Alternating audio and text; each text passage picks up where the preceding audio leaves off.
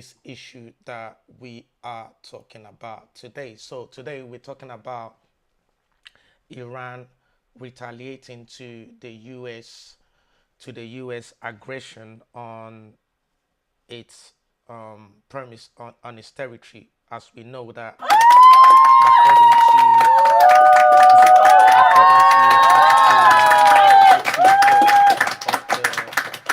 to United Nations Charter, the US has in fact broken it. So let's start with that. Let's go into this main thing. So right now, let's start with this issue. So according to Article 2.4 of the United Nations Charter, the US has violated it because they have actually indeed went into the Iranian territory and affected or attacked their nuclear site without the permission of the United Nations Council. But you have to understand that the UN Security Council normally have a vote before these kind of things happen. They normally have a vote and said, okay, let's vote like what happened in other words, they have to vote. But what happened is Israel is the first country that did it. Israel went there when they're making the negotiation and went there to destroy the agreement that they went to destroy the United Nations Charter by breaking the law. So obviously they needed a bigger brother to join them. Now, if you also look at this United Nations Charter as well, we have to understand that it also has Article 5.1. Now, if you check on Article 5.1 there, it gives you the right to be able to self-defense. So now, what we know so far about the US strikes on Iranian nuclear facilities, let's just go into that first, because according to the Iranian, they don't think that there's any significant damage on the nuclear facilities. Remember, Donald Trump said the strike is good and whatever, it's been successful. But my question is, if the strike is successful, how come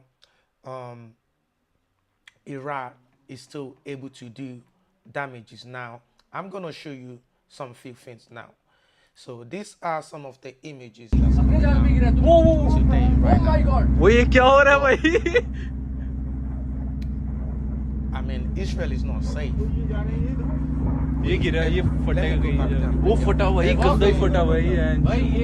So everything and the support that Americans giving them, Iran is to combat it. We're going to go there one by one. You're going to see for yourself that Israel is not safe. I mean, despite the support of the United Nations or United States to support it, Israel is not safe. So this is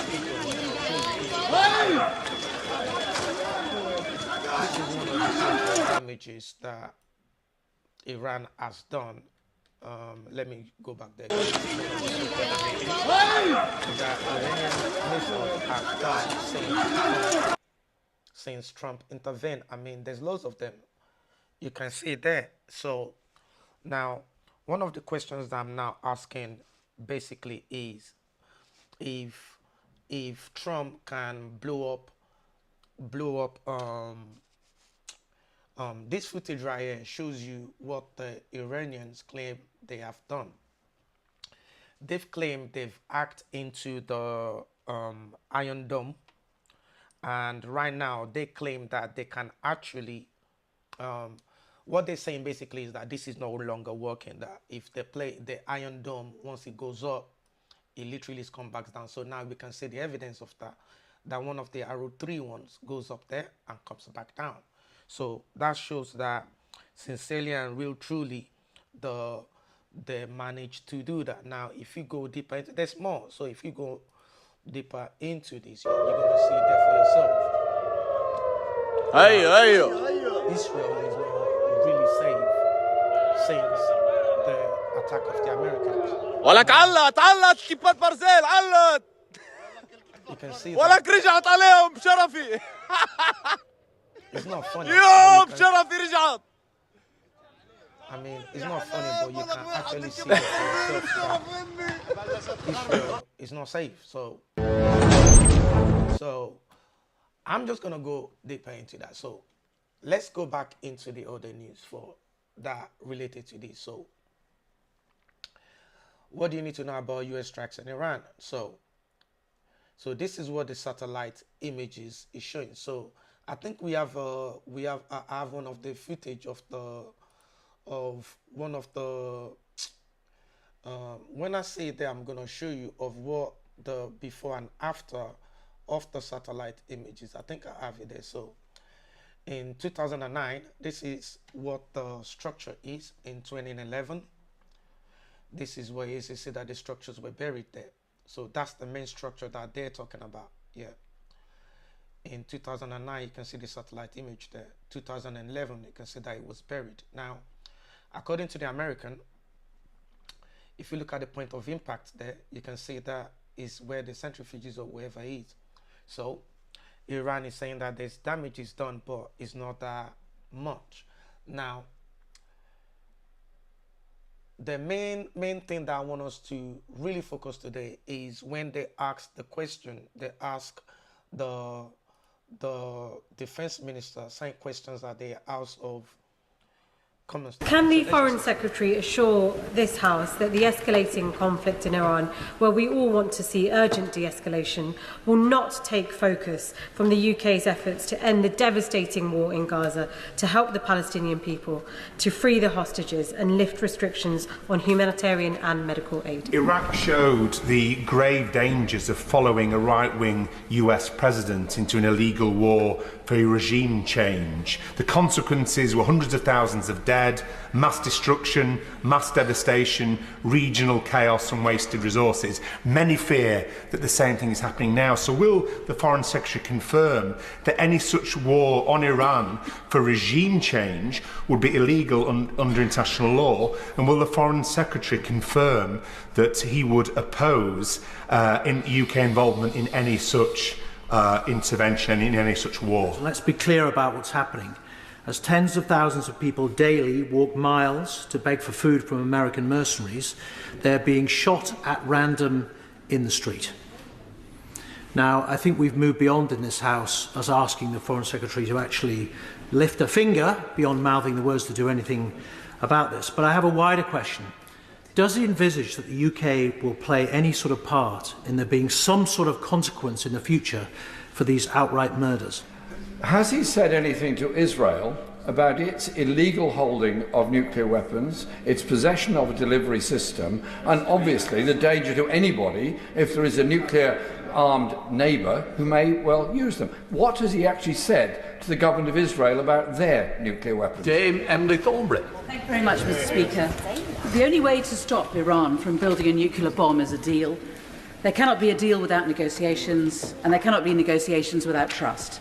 And given that President Trump tore up the first nuclear deal and is now acting alongside Israel, whose attack last week ended the US-Iran negotiations for a new nuclear deal, and given that the war aims of this campaign are so unclear, an emboldened Netanyahu government is calling for a regime change, and President Trump is hinting at it too, it can be difficult to see how in all those circumstances there can be negotiations based on trust. Does the Foreign Secretary... My question is, how is there going to be a regime change when there's no boots on the ground? I mean, you cannot change a regime by just sending planes and bombs. I mean... I know words, I have the best words, but there's no better word than stupid. That's stupid. I mean, let's just keep going. I actually agree that Britain must continue to play a role in these negotiations, even though they must seem an incredibly difficult and challenging prospect. Foreign Secretary. Well, I'm very grateful to my right honourable friend, the chair of the Foreign Affairs Committee, for her question. And it goes to the heart of where the UK should be at this time.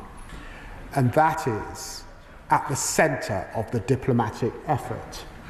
A diplomatic effort that will be necessary at the end of this process, because sadly, once you have the ability to enrich uranium to 60%, that knowledge is not lost.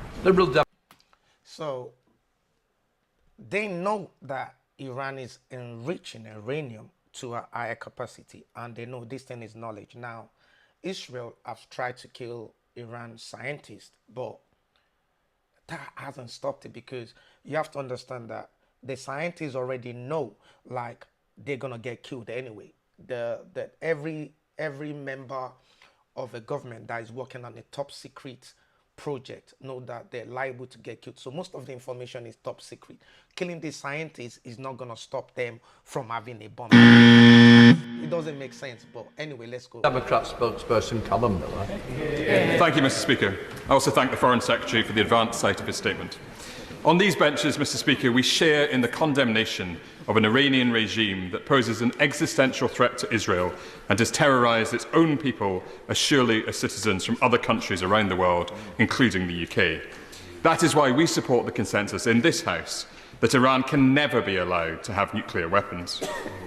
Yet it is not clear that military action by Israel and the US can provide the long-term lock on Iran's nuclear ambitions which we need.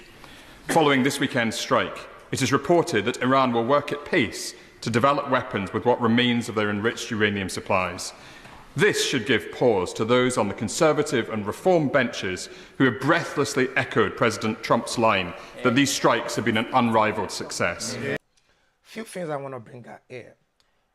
A lot of strict or so-called bad regimes know that if they have a nuclear weapon, nobody's going to come to them. They know that as soon as they have the nuclear weapon, American states will win. You remember when Kim Jong-un or Un Jong-king, whoever his name is, the non-Korean president, when Trump went there and talking all rough, at the end of the day, did anything happen? No. Because they know once you have a nuclear weapon, it becomes a deterrent. Now, Israel has a nuclear weapon. Yeah? That's the reason why Israel is doing what they're doing right now. So if Iran has a nuclear weapon, it will balance the shift of power in the Middle East, and that's what they don't want. They say, I know words, I have the best words, but there's no better word than stupid. So anyway, let's listen. For instead of bringing security, Trump and Netanyahu's unilateral actions have increased uncertainty and the risk of a full-scale regional war. Their belief that might is right both further erodes the rule-based international order and undermines the prospects of containing Iran and other rogue states in the long term. This is not in the UK's interest. That is why Liberal Democrats have called consistently for the application of robust diplomacy, supported by IAEA monitoring and grounded in international law, as the only sustainable way permanently to limit Iran's nuclear ambitions. Our immediate priority must now be to ensure the safety and support of British nationals in the region, learning the lessons of unacceptable delays on previous occasions. So I ask the Foreign Secretary. Now, I don't think the British have learned from previous occasion, because as you can see there, I will show you one of the ITV things there. It said, Iran's conflict, what is the impact on British citizens traveling abroad? And the government already knew the moment Israel start attacking Iran that British citizens abroad is going to be in danger. But like I've seen it, there's literally no provisions there to start bringing these citizens back. Until now, the airspace is closed. I mean, since the Iranian conflict has started, they should have already started bringing the citizens back, but they didn't do it. So anyway, this is what they say. As Iran promised response to US strikes on its nuclear facilities began to unfold on Monday, the ongoing conflict is causing concerns and travel disruptions among British citizens in the wider Middle Eastern region and for those planning to travel there. Okay, let's break this down for a minute. I'm going to show you some videos today, yeah, about people. Okay, this is Qatar right now. This is just normal people in Qatar.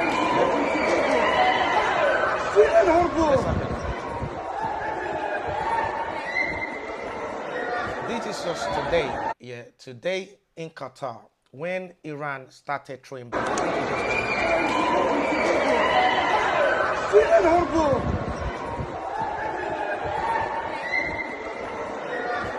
could be anybody just community there.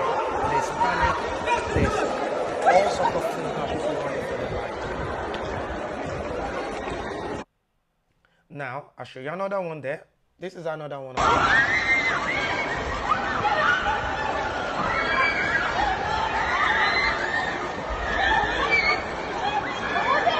leave.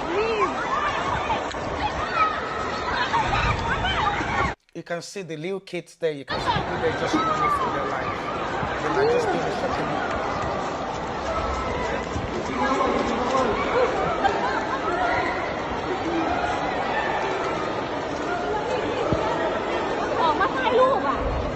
Slow.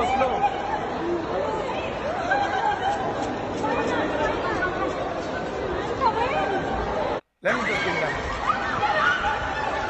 I want you to listen to someone. Someone there, just leave.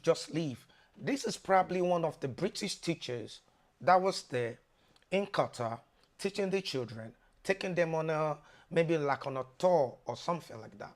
Now, she's stranded there right now. She can't come out because now she wasn't out of Qatar. You remember, Qatar has nothing to do with it until America struck Iran. Now, people are stranded in Qatar right now. Let's look at this.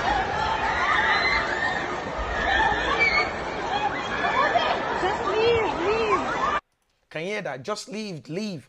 They're not speaking Arabic. They're speaking English. She said, just leave. She's directing people. That means there are other people there that understand English, that listen to the direction of the female person saying, just leave. But let's just keep going. That's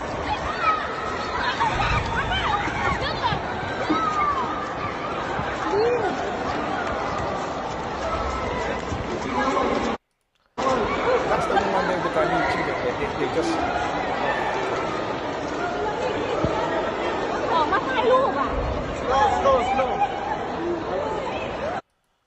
Slow. They're not speaking Arabic, bro. They're not speaking Arabic. They're speaking English. They're speaking English. Say slow.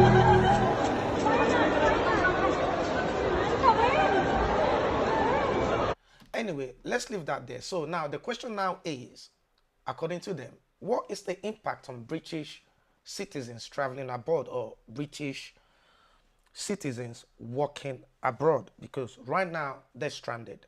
Their life could turn upside down. Now they've become literally foreigners there because there's literally no air coming out there now. So, I mean, let's just keep going. So, how has air travel been affected? Israeli airspace was closed when Israel launched strikes on Iran on June the 13th, and international flight has been suspended ever since. So the UAE airspace has since appeared to be reopened, but airports across Gulf are warning of cancelled, delays, and redirect flights. So my advice to everyone right now is, please, this could be us. I mean, let me show you some pictures about Tel Aviv right now. Yeah, this is Tel Aviv, guys. This is Israel right now. This is Israel. This is where people are sleeping right now. Yeah, this is Israel. Nobody wants to blow up. This is Israel right now. Their life turned upside down. I mean, I know words. I have the best words, but there's no better word than stupid. This is ridiculous. That's Israel. They're living in tents right now. Living in tents. And I don't blame them. This is Israel right now. Guys, this is Israel. Looking like Gaza. Yeah? That's after America bombed them. I mean, has it worked? No, it hasn't worked. It hasn't worked because Iran is still able to cause massive destruction in Israel. Look at it. This is a block of flat.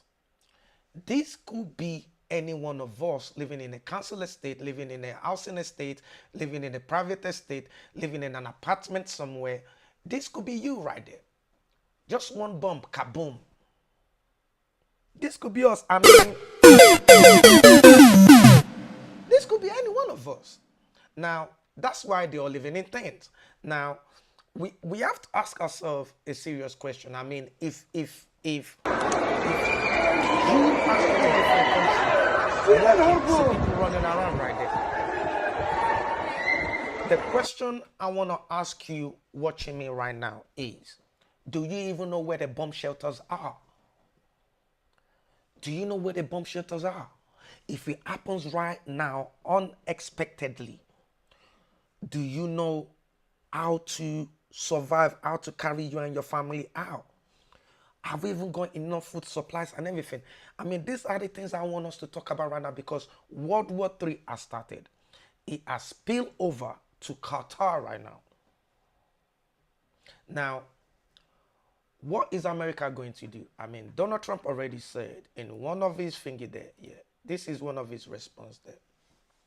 This is one of his official response, Donald Trump. He said Iran has officially responded to our obliteration of their nuclear facilities with a very weak response, which we expected and have very effectively countered. There have been 40 missiles fired, 13 were knocked down, and 1 was set free because it was headed in a non-threatening direction. I am pleased to report that no Americans were harmed. Just have a read through,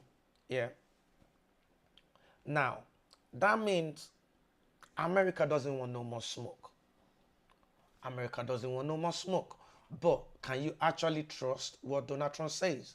Can you actually trust what Donald Trump says? Because he said in 30 days, in 2 weeks' time, we're going to try and strike Iraq, but he struck them like that. But Iran is retaliating. This thing can boil over very quickly.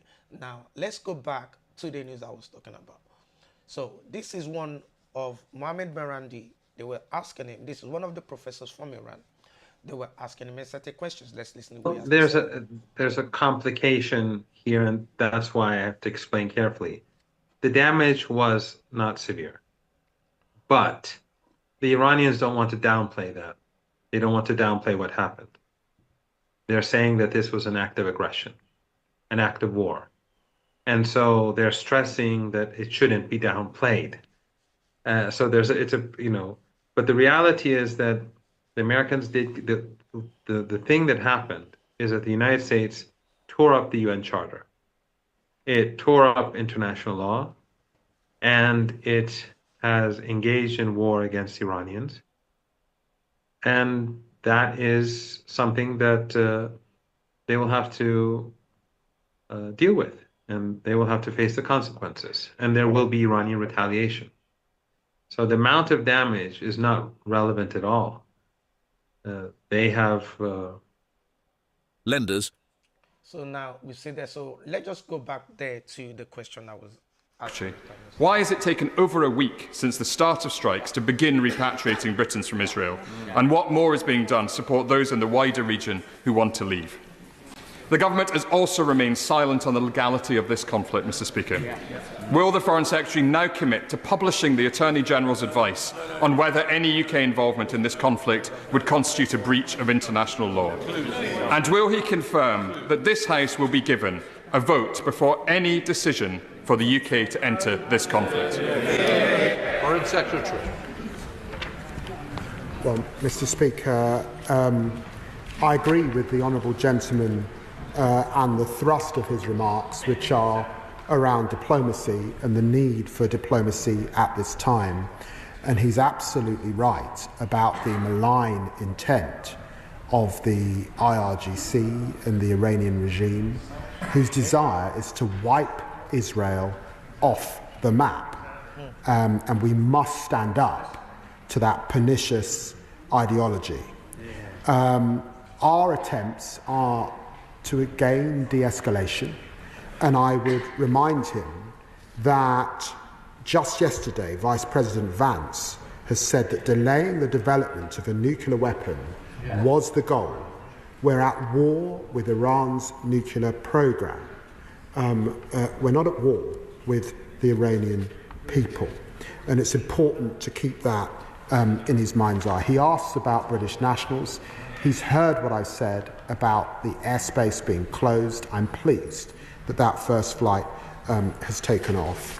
And I would remind him also that successive UN resolutions, Resolution 2231, particularly, I would refer him to, in relation to this long-standing breach. He asks about the legal advice. He's heard my comments on the legal advice. We were not involved. This is not our legal context. And he asks about publishing the AGs. That might have been appropriate if we were involved, but I don't think it is. But we're not involved. And so there's. That is a fat, big lie. I'm going to show you evidence that that is a fat, big lie, because we are definitely involved. We are definitely involved. I mean, okay, let's have a look then. This is from the Middle East here. This is RO8 Queen Elizabeth. This is a British warship, yeah, with bombers on top of it. Let's have a look at it properly, yeah. This is RO8 Queen Elizabeth, yeah. This is RO8 Queen Elizabeth right now. Which warship? Let's count how many jet fighters are there. 1, 2, 3, 4, 5, 6, 7, 8, 9. At least 10. Let's play. Let's play. So this is a British warship right here. RO8 Queen Elizabeth, right here in the Middle East, yeah? And the Foreign Secretary is saying Britain is not there. I mean, it's lying, because there's evidence that Britain is already there. The warship is there, the aeroplanes are there. Now, let's listen to what he has to say. Again. Resolution 2231, particularly, I would refer him to, in relation to this long-standing breach. He asks about the legal advice. He's heard my comments on the legal advice. We were not involved. This is not our legal context. And he asks about publishing the AGs. That might have been appropriate if we were involved, but I don't think it is. But we're not involved. And so there's no such advice to publish. So we can see now that the government is lying to us. The government is lying to us that we are not involved, but there's evidence that we are involved. Now, what I'm trying to say is, as a British citizen, if you're here right now, do you know where the bomb shelter is? Because if you really want to survive, you need to go find out where the bomb shelters are and start making preparations. Like, if you haven't started prepping yet, it might be too late, because this might escalate. Now, we've seen now that Iran has retaliated now. Now, what are the things that's likely to happen? I mean, the USA might decided that, okay, oh, Iran, you think you got power, we might want to prove ourselves. I mean, Trump has said, like I showed you earlier, he said, congratulations, it's time for peace. I mean, we know he's lying. We know he's lying, that there's no time for peace. But he also said in one of his responses, you see, this is one of his responses also there. He said, Iran has decided to respond. I officially responded to our obliteration. You know, let me break it down for you guys to see. I mean, he said, Iran has officially responded to our obliteration of their nuclear facilities with a very weak response, which we expected, and are very effectively countered. Now, we have to understand that before Trump said in 2 weeks, 60 days, whatever, this is a deceptive game. Now, we citizens, we are the pawns in this, because like I showed you earlier, the people of Israel did not expect, I guarantee you, they did not expect it's going to be like this. I guarantee they did not expect it's going to be like this. They did not expect it's going to be like this. They did not expect this. They did not expect this lying in the backyard. They did not expect... It's too much. I'll show you. It's a lot going on right here. So the problem that I'm trying to say right now is, yeah, how are you going to protect yourself? Because we have to look at it. If the US decided that they're actually going to react back, because I don't really trust what Donald Trump is saying. If they say they're going to react back, Iran could block the Strait of Hormuz, which is going to drive the price of oil really up. And Iran can also activate its proxy warfare around the globe. I mean, there's a lot of Iranian citizens in every country. How do you know which one of them is a proxy? How do you know? They're everywhere, you know? So at the end of the day, what I'm trying to say to everyone is, go and prepare for yourself. Right now, the world is changing. The world is changing right now. You can see, I mean, this is what they're saying in the live update. Trump says Israel and Iran has agreed to complete and total ceasefire. Let's listen to that, though. Let's see how, because it's live up there as I'm saying it. So, okay, yeah, this is what I wanted to show you guys before. Now, check the flight. Yeah, the flight path. Yeah. If you notice that all the flight path there through Strait of Hormuz there, if you look at it, that's like 6 hours ago, they're off. Now, let me bring it back forward a little bit. If you look at it by 6 hours back, the flight details are back to normal. So at the end of the day, this is basically what I'm trying to say to everyone. Since I've been on YouTube, my computer's been having a lot of faults. So anyway, my advice to everyone out there, especially the British citizens out there, yeah, this is what I would say to you, yeah. Let's avoid the Middle East for the time being. Avoid the Middle East. I don't think, me personally, I think this is the last time there's going to be peace in the Middle East for a long time. We can see that in the past 1 week or so, it is spilled over now to QATAR. Sooner or later, it's going to go to Jordan. It's going to go to Iraq. It's going to go to Syria. It's going to actually be exploding right there. And I think it must spread to Saudi Arabia and Egypt. I'm just saying, let's watch this space. Anyway, I'm going to leave on this note.